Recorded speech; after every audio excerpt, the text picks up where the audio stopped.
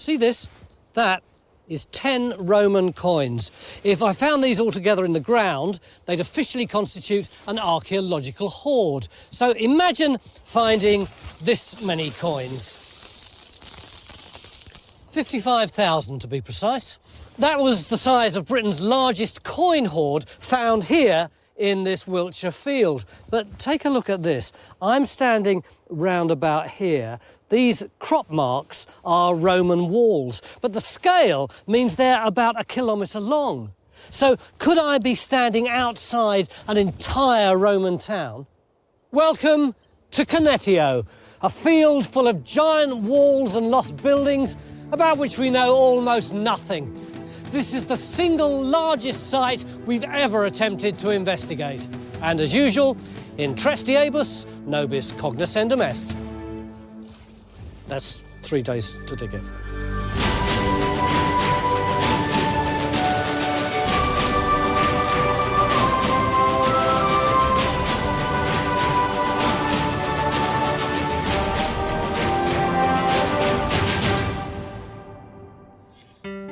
The lost Roman town of Canetio lies halfway between London and South Wales, just outside Marlborough in the heart of Wiltshire.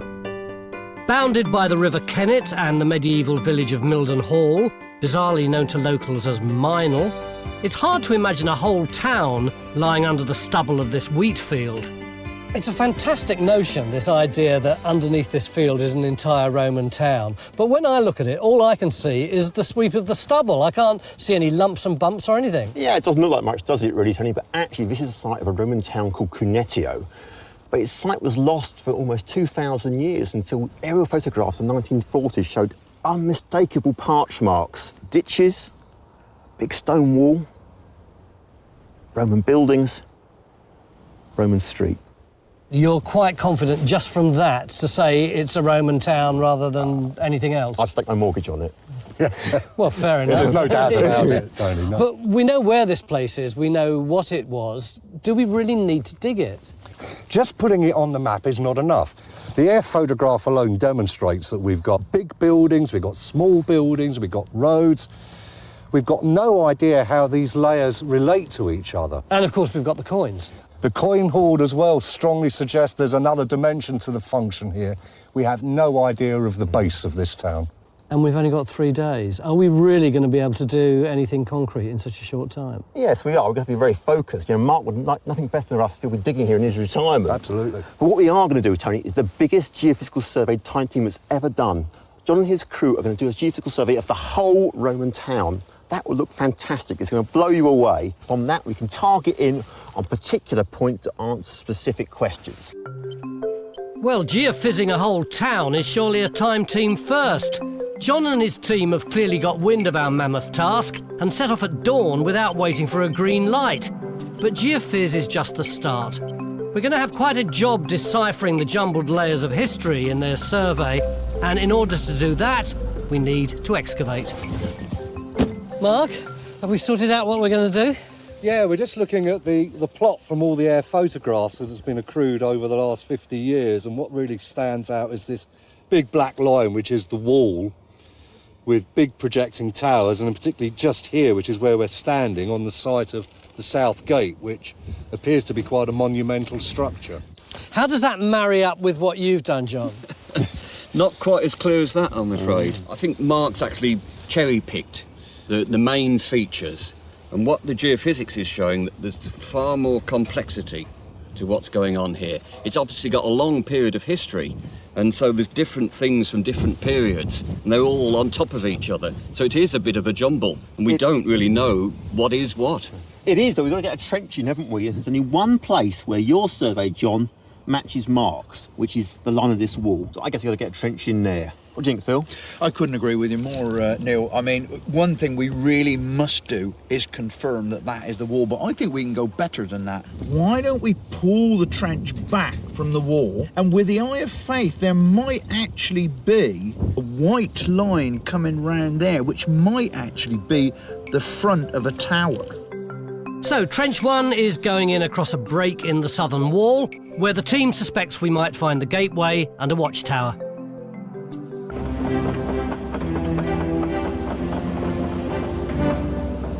Well, well, well. Digging in Wiltshire again. Yeah. Oh, it weren't for coppers here.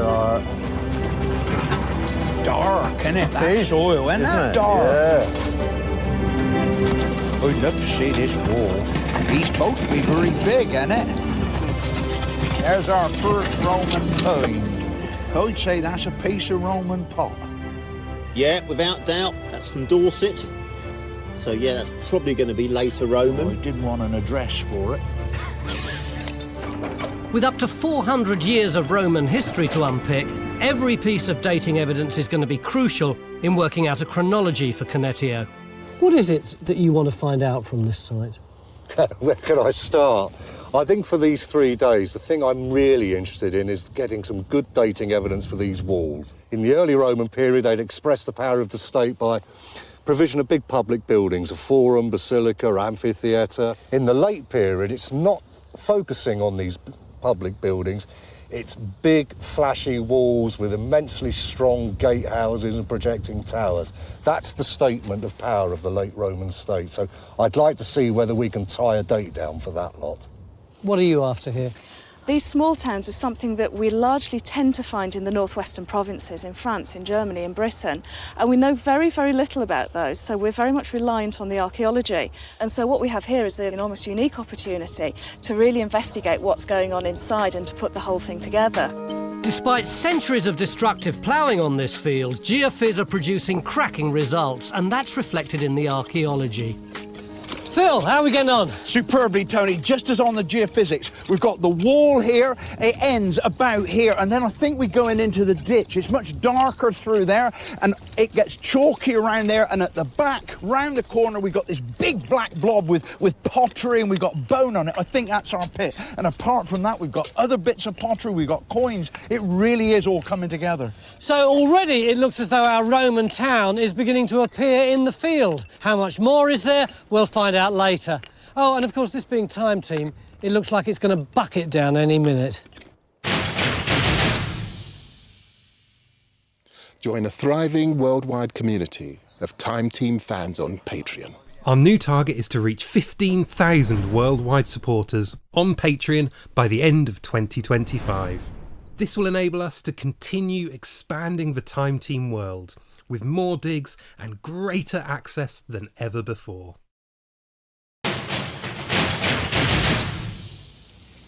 Welcome back to the Roman town of Canetio. We're about 1.5 miles outside of Marlborough in Wiltshire, and according to the archaeologists, the town itself ought to be right under my feet. And it seems that they're right, because already we've got this really robust-looking wall here and this black ditch here. Apparently there's some sort of pit just round the corner there. But in order to get a picture of the whole town, we've set John the extremely ambitious task of geophysing the entire site. And in order to do that, he's employed some rather unusual help.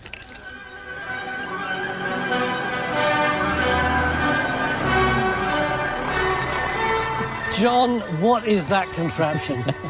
This is Jimmy in the future. We've got such a big site here. The only way we decided we could tackle it was to try this new bit of kit that the Swedish have developed. And basically, it's radar on wheels. Jimmy, is this usually used on archaeological sites? No, this has been designed with utility mapping in mind, so looking for pipes and cables. Hasn't actually been used on archaeology in Britain before. Well, that's quite exciting. It really is a first, and it is absolutely amazing. This has got 10 times as many antennae, and it's all on this cart, and it's 10 times as quick. In 18 years of Time Team, I've never heard you so excited before. Yeah, but a bit worried. Because? I could be out of a job.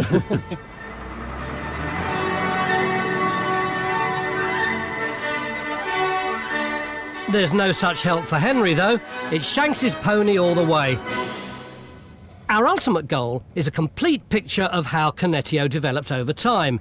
So we'll use Henry's field work as a template and then spend 3 days adding evidence from aerial photos, John's geophys results and 3D models. And as the predicted rain starts to fall, Trench 1 gives us our first classy find. Ah, yeah. It's a spoon. Yeah, that's the handle. You've got the little drop, and then you've got just part of the bowl. would have been a circular one, and they tend to be earlier rather than late Roman, so more likely 2nd century, early 3rd. These types of spoon were usually silvered or tin-plated and were a cut above the regular day-to-day wooden variety. And equally lavish objects were unearthed here during the 50s and 60s. Unfortunately, the excavation notes were never published, but the amazing finds did make it to a local museum. Davey, one of the problems we've got on this site is a small amount of digging that has taken place, as they've been written up. But you've got all the finds in the museum. That's right, and you see them all here. Here is a piece of stone from an arch. It would have sat like that as a column, and the arch for the gateway would have sprung from there. Just shows how monumental the building was. And then, back here, we have some painted wall plaster, and you can see the decoration, the designs on here. So do we know where that's from? I know it's from Trench BB, and I'm not quite sure where that's from. So that's something hopefully you will be able to find out. So it does suggest that there's a building of high status, presumably plaster, maybe with a hypercourse, that kind of thing. Could be. Yeah. Coins are always important in looking at Roman sites. I mean, Philippa, you've gone through all of them. What do they look like? Well, first of all, they obviously give us a really good chronology for the site. We've got a late Iron Age coin here, all the way through the Roman period, right through to this early 5th century coin here. And where's the hoard fit in here? Well, the hoard would fit in around the 270s, 280s, and it's at a time when Roman Britain is really prospering. These rich pickings covering a 400-year period have triggered a tantalising hunt for Trench BB. Laid out immediately south of Trench X to Each trench seems to be 6 foot wide. to join with the long wall of the house at the south end of Trench. That's That makes sense. So Trench BB, Trench BB, Trench BB. Back out on site, we've now identified a second target.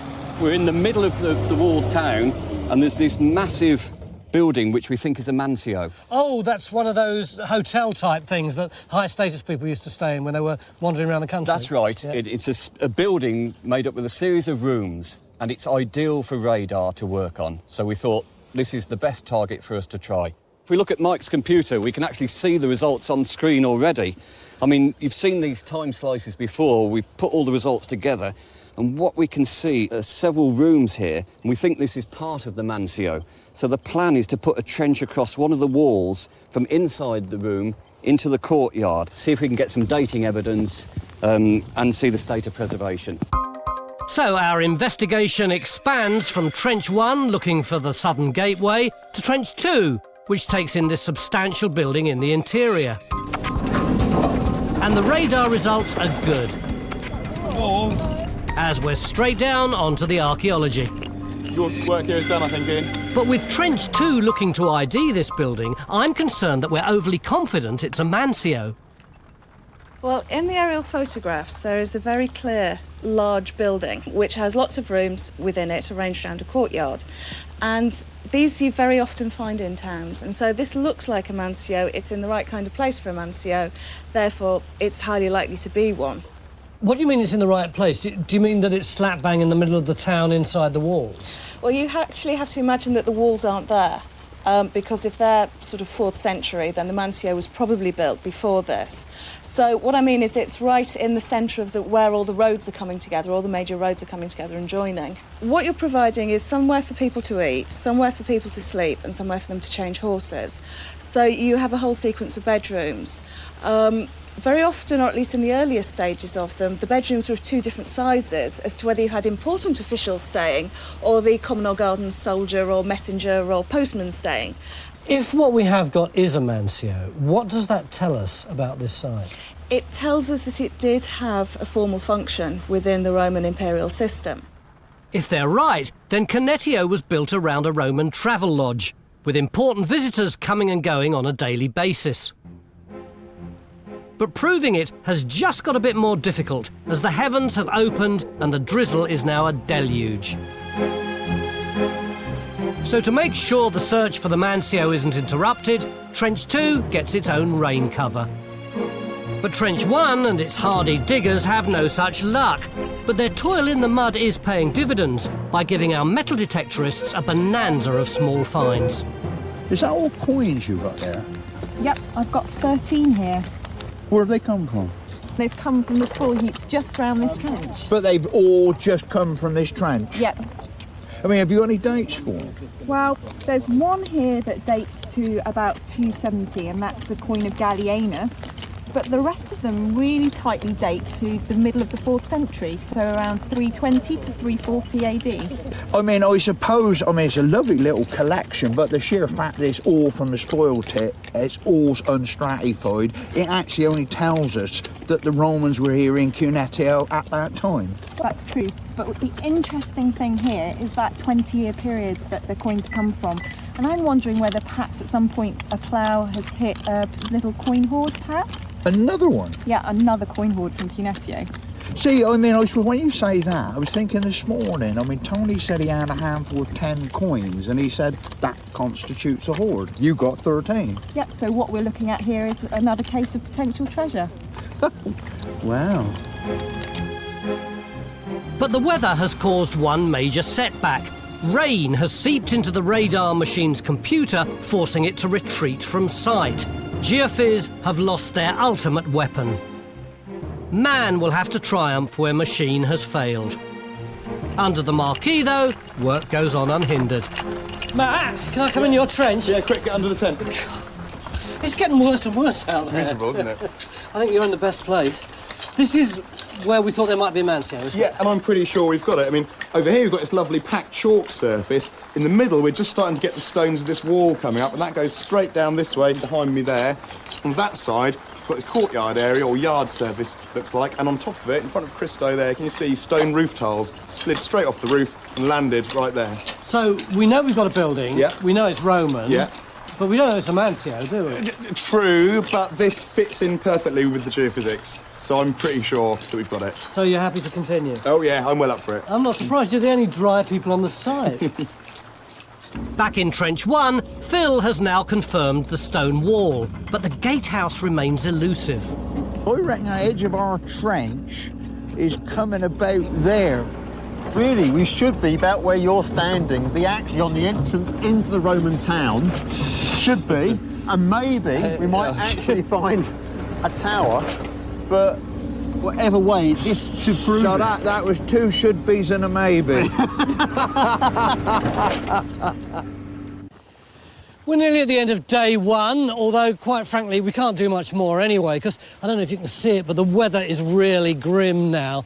Nevertheless, it has been a really good day archaeologically, but I can't help feeling that there must be more good stuff around here, particularly if you look at some of the finds from the 1950s. The problem being that they were found in Trench BB, and no one's got the faintest idea where Trench BB was. Although, given that Stuart has wandered over to this end of the field, I can't help thinking that you might have a hunch. A bit more than a hunch. I think we can say quite confidently where Trench BB was. It was down in that hollow down there. This is what Sir Annabelle was looking at, and he put a whole series of trenches in to investigate that. I've been going through them, and you can see one of them here is quite clearly labelled BB. BB. That's clearly on the edge of what he thought was an apse here, but there's a whole load of stuff going on here. He thought this building down here was something not domestic. Is it a villa type of building? Is it a religious complex down the bottom? I'm going to stop now. Just come here a minute.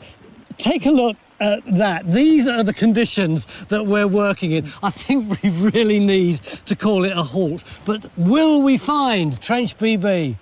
We'll know tomorrow. If you'd like to see more episodes like this, you can make it happen. Our new target is to reach 15,000 worldwide supporters on Patreon by the end of 2025. This will enable us to continue expanding the Time Team world. Enjoy front row seats for the greatest show on Earth and under it.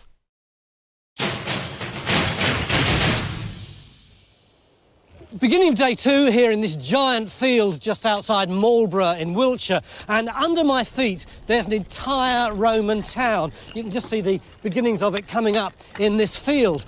One of the tasks that we set ourselves over the 3 days was to get a picture of the entire town. And you may remember that yesterday, in order to do that, we deployed some cutting-edge technology. And the good news is they managed to geophys half this entire field in just 1 day.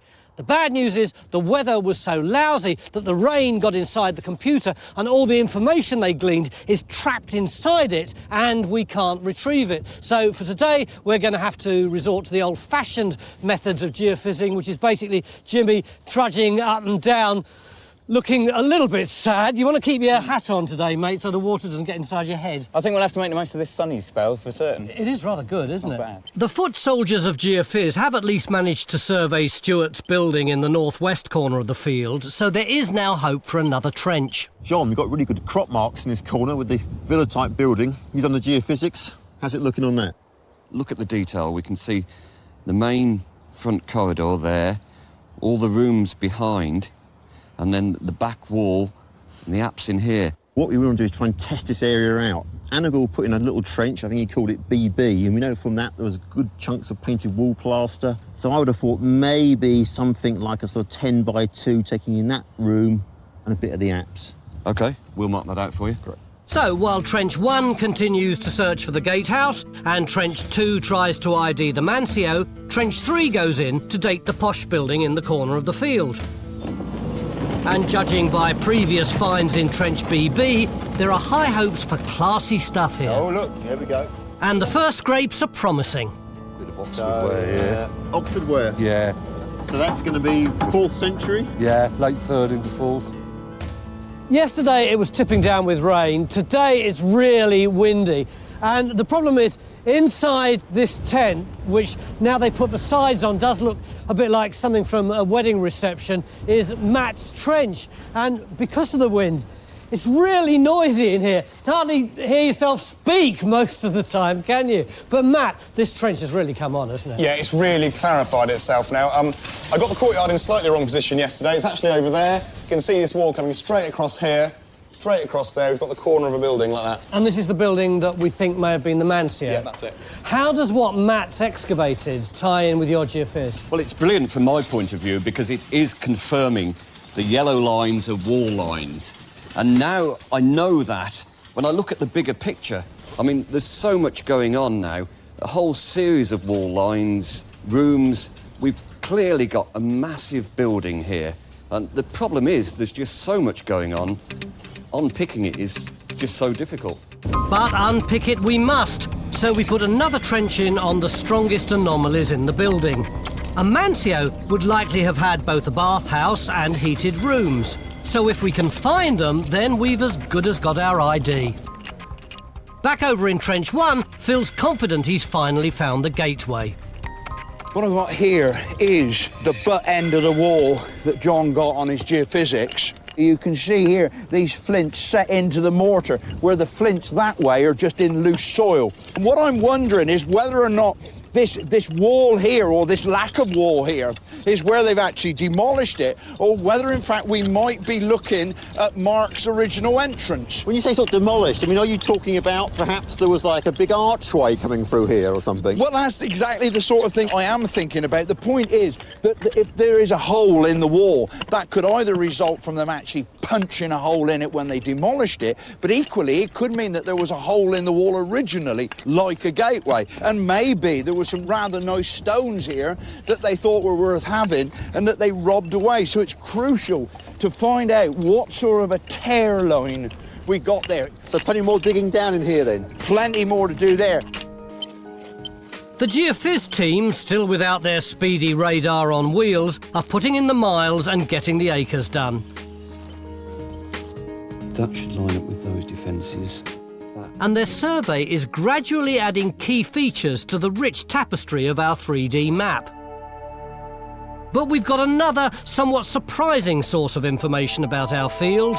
Local boy Phil Harding has previous on this site. Of course, the one thing that we haven't mentioned about this place is that you've been here before, haven't you? I've been here all my life, Tony. I mean, I went to school down in Marlborough. Used to come through here. Well, we used to do cross-country runs, and then, of course, I've been digging here as well. When were you digging here? Coin hoard. You dug the coin hole? Oh, no, I didn't dig it up. I cleaned up the mess after they dug it. We went in a Marlborough Nick, I remember, and there was coins everywhere. There was coins in buckets, there was coins in bowls, there was coins in blankets, curtains, and you go into one room and there was all over the bally place. It was a stunning sight. I'd never seen anything like it. This feels a little bit like an episode of This Is Your Life, but... I know that one. Yeah, look at that. See? Hard at work again. Oh, and that's where the pot come out of. And you haven't had your hair cut since? No, that I ain't. How old would you have been there? Oh, jigger. I'd have been late 20s, I suppose, yeah. Have you been back since? Yeah, well, I did a job. I watched a water pipe from Mino down to Marlborough, and that was... Sorry, from where? Mino. Where's Mino? Well, you know, you've been there, we've been filming down here. The Mildenhall? No! No, Mildenhall. If you want to go to Mildenhall, up here to the north, M4, M25, M11. That's in East Anglia. And you call this one Mino? No, we call it Mino. This is Mino. This is how you call it. I never thought I'd be taking English lessons from Phil Harding. Back in the real world, our posh building has appeared in Trench 3. This trench has really moved on, Tracy. I mean, much thicker, you know, than I was thinking. Yes, I mean, it's certainly a two-storey building. It's got to be that thicker wall. So you're actually in the room in front of the wall here. So do you think if you dig down through this, you're actually going to get to floor levels underneath it? It's possible. I mean, it could seal floor levels. It may even be that it was built up originally and they've gone, but we'll have a look once we've got it all cleaned back, I think. And Ian, you're in the Apst area. What have you found there? Just there. Oh. A little Roman coin. Right. Nice little bronze coin. We've also had this bronze brooch. Oh, that's lovely, isn't it? Tiny. Well, that is nice, isn't it? Finds like these are going to be invaluable in our quest to date the building and work out its function.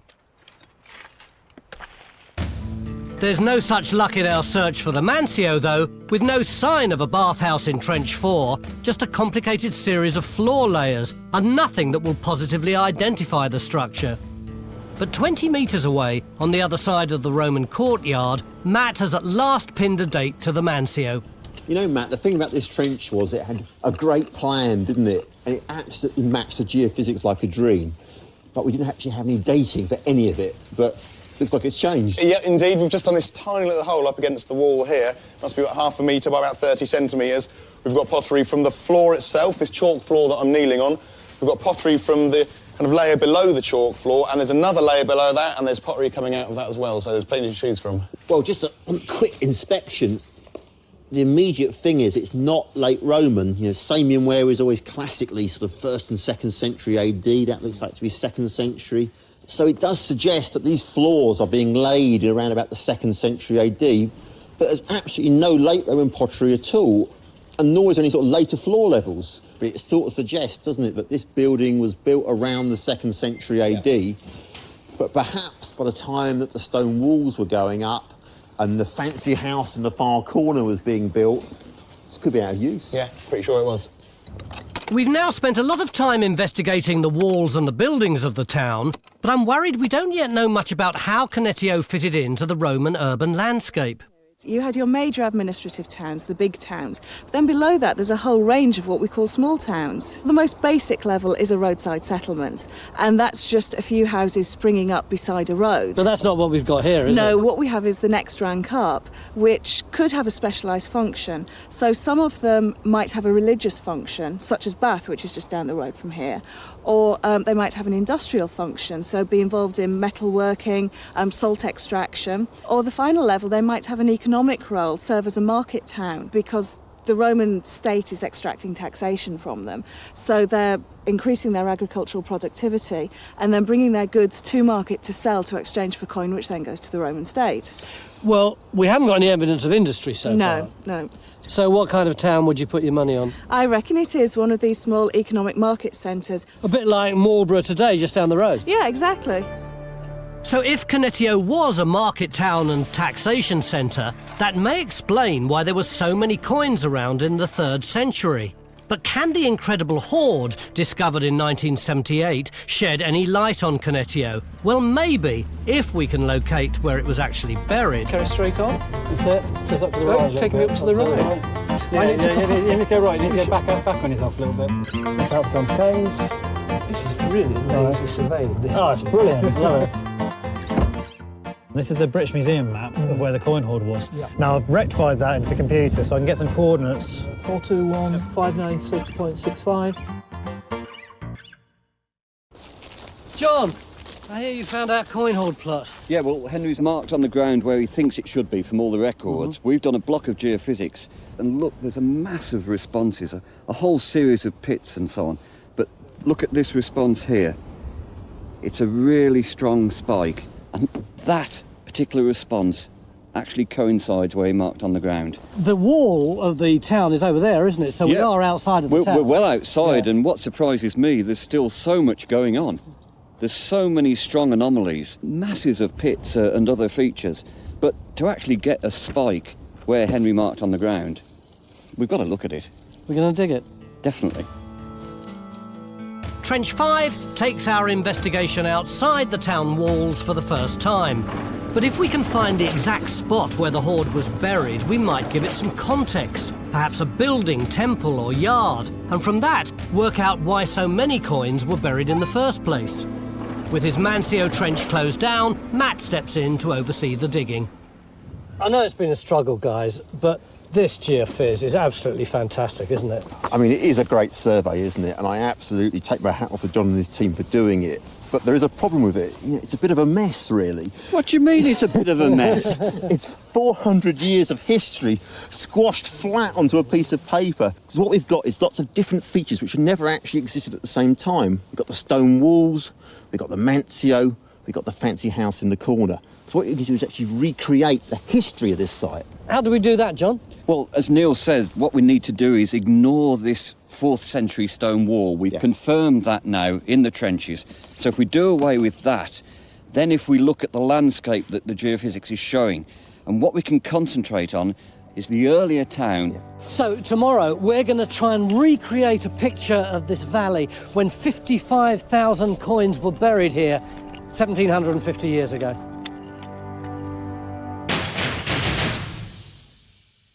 Join a thriving worldwide community of Time Team fans on Patreon. Our new target is to reach 15,000 worldwide supporters on Patreon by the end of 2025.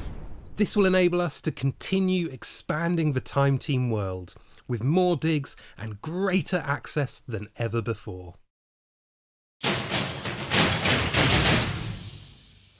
Beginning of day 3 here in North Wiltshire, and under my feet is the entire Roman town of Canetio, which is pretty exciting, but it's also very complicated because what we've actually got is nearly 400 years of continuous activity. Just behind me are what we've established are the 4th century town walls. So what we're going to do today is try and find out more about the earlier town. And a big clue as to what that might have been like should be in Matt's trench. Matt, why have we put in a hole here? Well, we were trying to find the original spot where the coin hoard was found. The way you're saying that, it sounds as though we haven't actually found where the hoard was. I mean, it could be within metres of me here, but it's certainly not in this 3x3 square. But you have got something. Yeah, you can see you've got this chalk wall coming out there, it goes out along that way, and then there's an arch of burnt plaster or something going around there. What kind of building do you reckon they might have buried our hoard in? Well, I think a hoard like that would have been used a lot like a bank account. People would have been dipping in and out of it all the time. So it would have been in a large building, a stronghold almost. You know, they wouldn't have buried the hoard up in the woods somewhere, so it would be recovered years later. So could Matt's building be a strong room that once guarded the hoard? Or even a temple with an offering to the gods? One thing's for sure, there's plenty of early occupation evidence outside the town walls, leading Stuart to go back to basics in the search for early Canetio. And there are some major clues in today's landscape.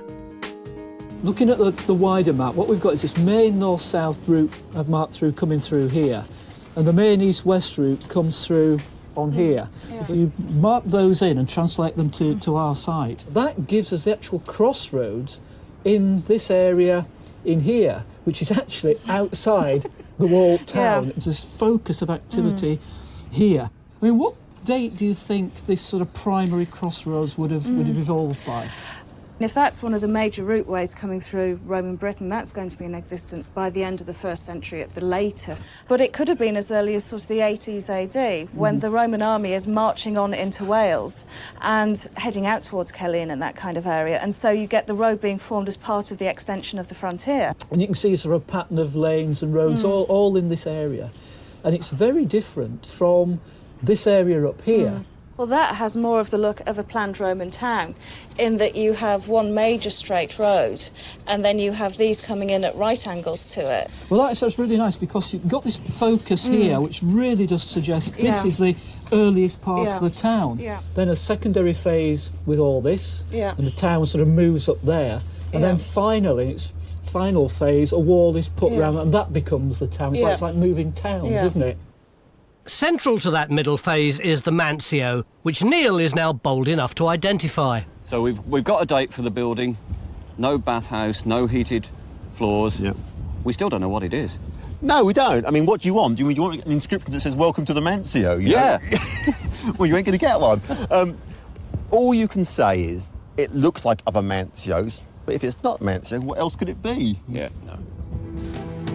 So before huge walls dominated Canetio, the heart of the town was a mansio with its many bedrooms, stables and bustling kitchen, providing an important staging post on the imperial highway to the west. It was somewhere on the road heading south from that mansio that the massive coin hoard was buried, and Matt seems to be a step closer to finding its location. Philippa, this has just come out Wow. of the ground down there. It was just in the subsoil, kind of churned up, kind of leaning up against the structure here. Well, it's the earliest coin that we found in the past 3 days, definitely. Oh. It's an ass, and it's the Emperor Nero. So what date is that? That's 64 to 68 AD. It's pretty precise. So how much is that worth then? What could you get for that in the 1st century? Well, we know from graffiti and literary sources that you could either get yourself a haircut or an hour with a lady of the night with one of these. Well, I do need my haircut, but you can have that back, please. There you go. While Matt ponders his newfound wealth, I join two respected academics to, well, play with a pile of coins. Is this really 55,000 coins? Not a penny short. How do you know that? Because we got them from the bank, so it must be right. When you saw the original hoard, did it look like that? Yeah, I mean, obviously they were green and dull because they were Roman coins, but in sheer quantity, I'm told there was 3,500 weight of coins. And that's 200 kilos. You see, let's see if that's anywhere near 3,500 weight. That's not very bad acting, is it, Philip? No, that's 3,500 weight. Go on, let's have a go. That is seriously heavy. How on earth would they have buried all this stuff? Well, we know that they buried them in a pot. And we've got a pot here that's very similar to the one in which they were buried. So, going on the idea that 3,500 weight into one pot would be a very heavy object to bury, we reckon that they must have buried the pot first. Go on, you show us how. You're the digger. Why is it always me? Because you'll do it. As we bury our own 21st century treasure, Matt's excavation can now reveal that the building framing Canetio's original coin hoard was rather more mundane than a temple or a stronghold. Just from the top here, we have had a few bits of this chunky pottery. It's a big storage jar rim, likely to date to the sort of 2nd, 3rd century. So that would put it when the focus of the town is over here, before it moves over to the stone walls before of the 4th those century. big stone walls are put up in the 4th century. So what we've got here is this oval coming round like that, set into this chalk structure. You can see the chalk blocks coming around there, and it looks to kind of be coming to a point round there. I must admit, looking at the shape, the way it's emerging, Neil, oven is what springs to mind. You've got potentially then a sort of oven set inside a building, domestic occupation, and probably earlier rather than later, maybe? I would have thought so, Neil, up here, yeah. So we're in someone's kitchen. As Phil heads underground, my questions are on the money. Do you reckon these were buried in panic? It's a possibility, and that's the traditional interpretation of Roman coin hoards, that they were buried in a time of unrest and then the people would come back and collect them when things had calmed down. Do you believe that? Well, it's a possibility, but I think there are lots of other reasons why coin hoards might have been buried. Like what? Who might have access to this kind of money? Well, I don't think it's going to be one individual, but money lenders maybe would get this sort of number of coins. Or we could look at this as being a sort of community collection, and that it's been buried for a religious reason and that they've come together to give this all to the gods.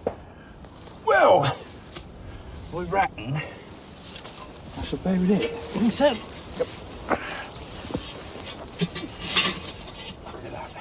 It's not very deep, is it? The room's practically at the surface. But you've got to remember, the original Cunetio hoard was roofed over with a slab, and that slab probably was at ground level. So this is probably what it looked like. Well, if it had a slab on top, then maybe it wasn't the kind of hoard we've been talking about. Maybe people just put handfuls of coins in as they were earned and then covered the slab up again. Well, why don't we open our account? All right. Ready?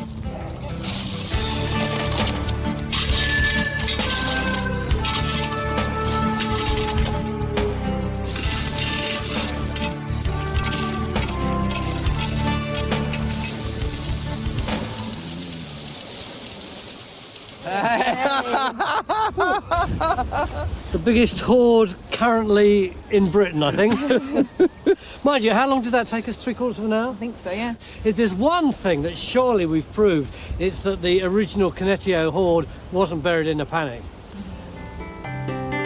With this valuable experiment completed and day 3 nearing a close, it's time to conclude our last couple of trenches. What are you excavating right there now?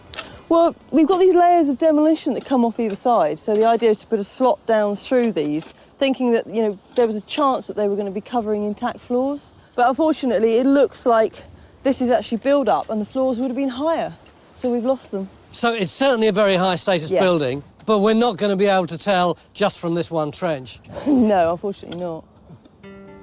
The dating evidence for this substantial building points to activity in the 3rd and 4th centuries, the same date as the stone walls, so it's likely to have played an administrative role over the late town. We've had some really fascinating archaeology from all over the site. We've got the mansio, we've got the big high-status building that Stuart identified, we've got the building where the hoard originally came from, but we keep being drawn back to this trench for one very good reason. This wall. It's huge, isn't it, Mark? It's monumental. We knew it was big, but to actually now see it exposed is incredible. I mean, you've got the front face there. Just here? Yeah. The rear face is here, and then we've got another big foundation beyond that, probably for a gatehouse. I mean, it's absolutely astonishing. But when this gatehouse was at its apogee, what would it have looked like? Well, let's go and stand up where we would have been in the middle of the gate. So we're roughly now standing in the middle of the road. You've got a gate that's at least 5 to 6 metres wide. Then you're going to have a great single arch coming up 4 to 5 metres high. The wall itself is going to be 6 to 8 metres high. We've got the block behind us telling us there's a kind of tower structure, so there's probably another storey above that. It's very impressive. We believe that this place is being used for a regional tax collection centre, so we could envisage carts of grain coming in through here after the harvest. Let's say your name is Lucius Ludicrous, you're a local farmer, you've had your tax demand, 25 bushels of grain, you'll come up through here in your cart, I'll be standing here in all my great late Roman regalia, I'll tick your name off, yes, OK, he's paid his due, you can go away now, my good man. Mate, I'm off. With dates for the buildings and walls of Cunetio, we now understand the phasing and can complete our 3D picture of the town through time. So can you just get rid of the walls? Yeah, sure. Mansio dates to 120s. That gridded layout of roads is probably contemporary with it, but some of these houses would probably have then built up afterwards. And Philippa can help us complete the story of Cunetio's remarkable coin hoard. These are really lovely, but they're not from our site, are they? These are from the British Museum. Yeah, they're from the British Museum Handling Collection, And they represent what would be a good selection of coins from a site in the 1st and 2nd centuries AD. So what have we got? So we've got 2 denarii here, which are good silver coins. And here we have a sestertius, a dupondius, and an as. And these are all good, solid bronze coins. So are these the kind of thing that were found in our hoard? No. These are the sort of thing here. They don't look as good, do they? No, they're what archaeologists call grot. And these coins are actually called radiates. And that's because the emperors have these little radiate crowns. Why are they so different to the coins up the top? Well, they're much lower quality for a start. They don't have that metal content that the denarii have here. Why are they so grotty? Well, in the 260s, 270s, there were real problems in the Central Empire. There were barbarian incursions, and quite a lot of coin didn't really make it to Britain. So people had this demand for coinage, but they weren't getting any. So they started minting their own. The coin hoard that we buried was 55,000 1p's, wasn't it? So presumably that was worth 550 quid. How much would 55,000 of these be worth? Well, these are the coppers of the Roman period, so they're probably not worth much more than 1p each. So what we're looking at is probably a hoard of about £550 in Roman terms. It's a bit of an anticlimax, really, isn't it? There's no such disappointment with the Geophys, though, as our foot-slogging team have pulled off one of Time Team's greatest ever triumphs.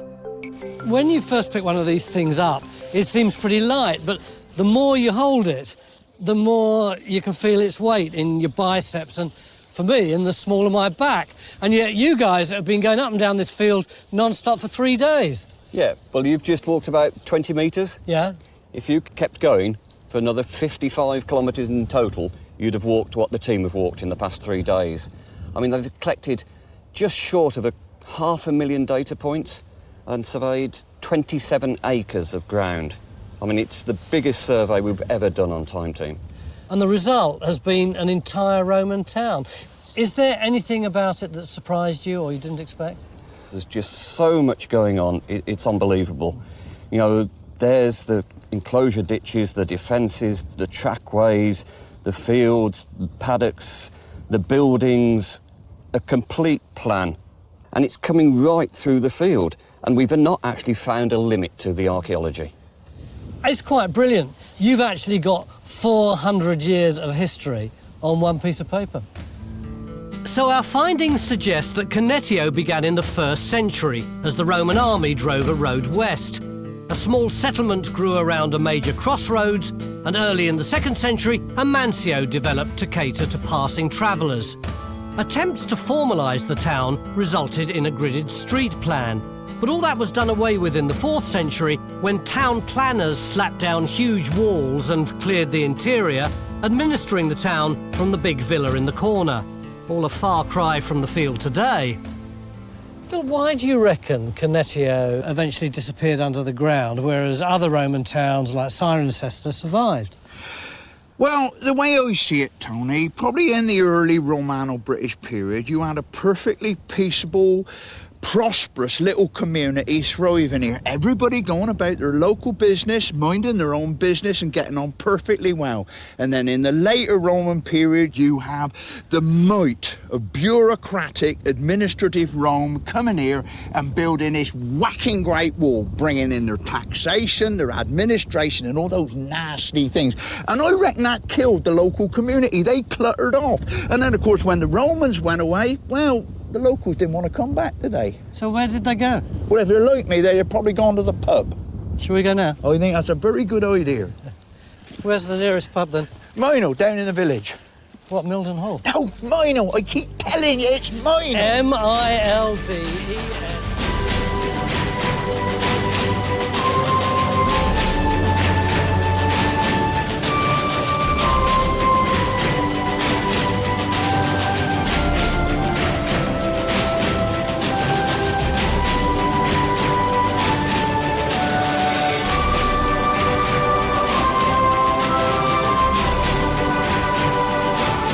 It's just a noise, it's not a word. It is a perfectly good word.